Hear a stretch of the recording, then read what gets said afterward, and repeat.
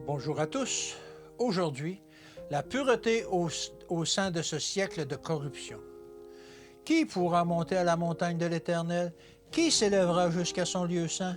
Celui qui a les mains innocentes et le cœur pur, celui qui ne livre pas son âme au mensonge et qui ne jure pas pour tromper.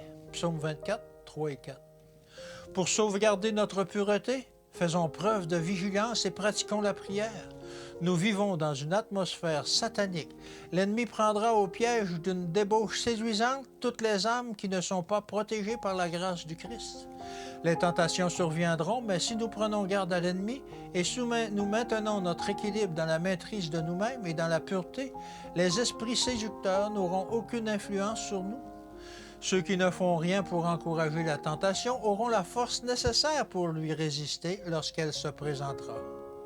Si la jeunesse ne se précipitait pas de son plein gré vers le danger, si elle ne s'engageait pas inutilement dans la voie de la tentation, si elle se gardait des mauvaises influences et de la société corrompue, qui la place inévitablement en dangereuse compagnie, elle aurait la force de caractère de se dresser en faveur de la justice. Pardon.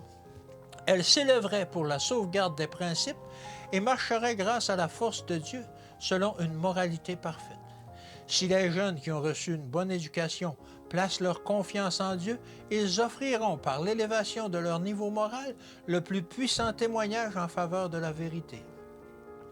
Les élus de Dieu doivent rester purs au sein des corruptions qui abondent autour d'eux en ces temps de la fin.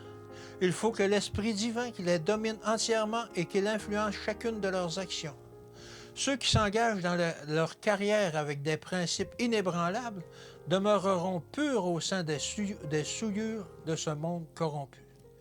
Qui subsistera, ô Dieu, lorsque tu apparaîtras? Seuls ceux qui ont les mains innocentes et le cœur pur subsisteront au jour de sa venue. Puisque vous espérez être élevés au jour final pour vous joindre au corps des anges immaculés et vivre dans une atmosphère débarrassée de toute trace de péché, recherchez la pureté indispensable pour subsister lors du jugement dernier et être admis dans le ciel pur et saint. Que Dieu vous bénisse et